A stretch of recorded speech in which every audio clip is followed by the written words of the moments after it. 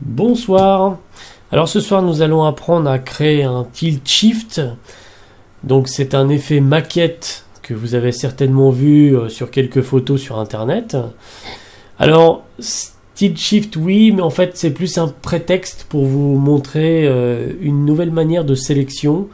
On va dire un petit peu plus simple, enfin pas vraiment plus simple, mais surtout plus pratique dans certains cas. Et par exemple ici c'est un cas particulier, donc nous allons voir ça tout de suite. Alors vous avez certainement vu la photo que j'ai derrière. Eh bien on va partir sur cette photo là tout de suite. Voilà, hop, voici ma photo. Donc, nous voulons par exemple rendre ces bateaux en un petit peu maquettés et tout le reste va devenir flou, que ce soit ici sur la droite ou vers le haut. Alors, le premier problème, c'est qu'il faut faire une sélection de tout ça, de toute cette zone. Donc, comment faire une sélection, on va dire, assez propre pour qu'en plus de ça, il y ait un dégradé de sélection. Donc, ici, on verra 100% des bateaux, et plus on va s'éloigner, plus ça va devenir flou. Et pareil de ce côté-là. Alors, il y a une manière, on va dire un petit peu fastidieuse à faire parce que c'est compliqué de sélectionner correctement ce qu'on veut. En fait, c'est d'utiliser tout simplement l'outil dégradé.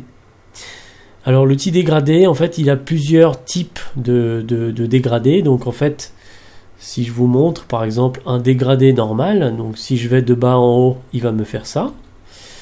Si je prends cet outil-là ici, il va me faire un rond. Donc en fait, je parle du centre et il me crée un rond. Voilà, ici. Si je prends ça, il va me faire un espèce de, voilà, un espèce de côté. Et ensuite, nous avons, ce qui nous intéresse le plus, un dégradé comme ça. Donc en fait, c'est ce qui est visible, c'est ici, et là, ça part en dégradé. Et ensuite, nous avons un espèce de losange, voilà, ça ne nous intéresse pas trop ici. Donc on va d'abord partir sur cette technique-là.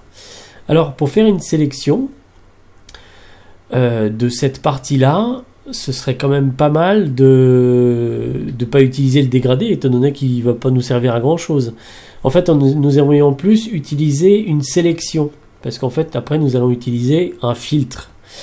Alors, comment utiliser ça? Eh bien, très simple. On va d'abord dupliquer notre image de base. Et nous allons appuyer sur la touche Q de notre clavier. Alors, la touche Q, ça active cette case-là.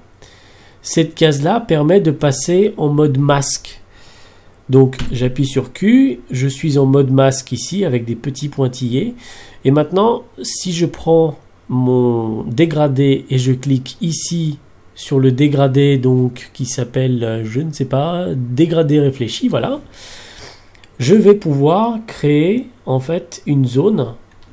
Oula, je devais pas être en sélection, voilà, c'est ça en sélection, excusez-moi.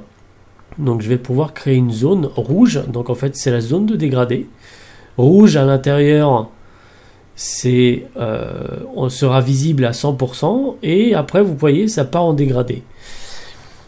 Alors ce qui est fastidieux ici, comme je disais tout à l'heure, c'est de sélectionner exactement le bandeau d'ici de bateau, sachant que c'est pas vraiment l'angle qui m'intéresse en fait ici. C'est pas très facile de bien faire notre petite droite. Alors ce qu'on va faire, c'est qu'on va carrément tourner l'image.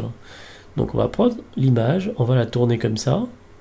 On va la mettre droite, on va prendre le dégradé et on va tirer une droite comme ça. On va partir un peu plus ici, voilà, on est mieux. On va tirer un peu plus, voilà. Je reclique ici 2 fois, donc quand vous avez la main, quand vous restez appuyé sur la main une seconde, vous allez avoir l'outil de rotation. C'est ça qui permet de faire la rotation de l'image. Donc maintenant que nous avons fait notre dégradé en mode masque, je déclique le mode masque et il m'a fait une sélection. Et cette sélection va nous permettre de créer en fait un espèce d'effet masque sur ce visuel. Donc pour ça, je vais aller dans filtre, flou et flou de l'objectif. Vous allez arriver sur quelque chose comme ça. Donc en fait ici notre sélection on n'a pas de source de masque ni de transparence. Par contre, nous avons une sélection qui est déjà faite. Donc en fait, ici, on voit bien que ça a déjà pris en compte ce que je voulais, mais c'est inversé. Alors en fait, je vais cliquer ici, et il va m'inverser mes bateaux. Donc maintenant, les bateaux sont bien visibles, et tout le reste part au flou. Alors vous pouvez changer le rayon ici. C'est un petit peu long, étant donné que ça demande pas mal de ressources à votre ordinateur. Donc je vous conseille de faire des essais sur des petits visuels, et ensuite l'appliquer sur des gros visuels si vous le souhaitez. Ensuite vous avez les courbures des lames, etc. Les rotations, je vous laisse tester.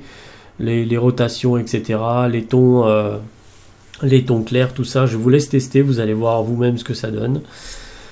Donc nous allons faire tout simplement OK. Et voilà notre effet. Bon, il n'est pas génial, mais c'est pas grave, on va laisser comme ça. Donc ce calque-là, je vais le mettre dans un dossier. Je vais appeler ça maquette. Et maintenant, je vais un petit peu augmenter cet effet avec une petite saturation. Voilà. Donc là, le visuel n'est pas pris d'assez haut. Donc ça le fait moyen, mais c'est pas grave. C'est déjà pas mal. Quand vous voyez le visuel avant et après, ça fait quand même son petit effet maquette. Voilà. Alors ensuite, nous avons un deuxième test à faire. C'est par exemple avec cette photo-là. Alors là, pareil, on pourrait utiliser le même type de sélection avec le dégradé, mais vous allez voir qu'il est possible de faire la même chose avec l'outil pinceau. Toujours en nous servant de l'outil masque ici, qu'on active avec la touche Q de votre clavier. Donc, on va faire comme tout à l'heure, on va dupliquer le calque. Maintenant, ce qui nous intéresse, c'est de faire un dégradé. Donc par exemple, on va se dire que nous voulons que ces personnes-là soient déjà un petit peu dans le flou, celle-ci soit nette, en fait une ligne comme ça soit nette. Donc en fait ce qui nous intéresse c'est quelque chose comme ça. Voilà. Alors, on va dézoomer. Et là maintenant, donc, on va se mettre en mode masque ici. Je vais prendre le pinceau. Je vais avoir une dureté de 0 pour avoir le dégradé. Donc là vous voyez, hop, je suis à 100% au milieu et je pars en dégradé ensuite. Donc on va faire quelque chose comme ça. Voilà. Et là, je clique en dehors de mon visuel.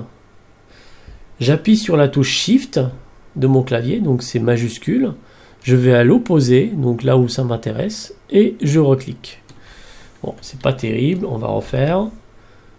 Je vais cliquer ici, j'appuie sur la touche Shift pour qu'il me fasse une ligne droite jusqu'à mon deuxième point. Voilà. Alors, je déclique le mode masque, donc j'appuie sur la touche Q. Je suis bien sur mon calque, le deuxième calque. Je vais dans Filtre, Flou, Flou de l'objectif. Et là, même combat que tout à l'heure. Voilà, vous avez la sélection ici, donc qui est nette, et ça part au flou derrière.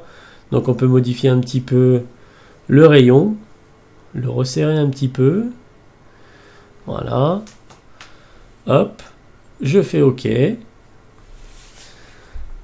Ça demande un petit peu de ressources à votre ordinateur. Donc je désélectionne en faisant CTRL D ou pomme D sur Mac.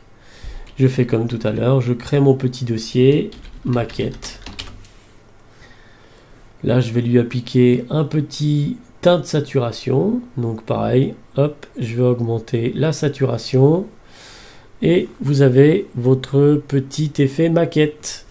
Et en même temps, vous avez appris à utiliser la rotation de votre visuel pour que ce soit un peu plus simple de sélectionner certains éléments, et ainsi que la sélection avec le dégradé ou la plume en mode masque qui est accessible ici.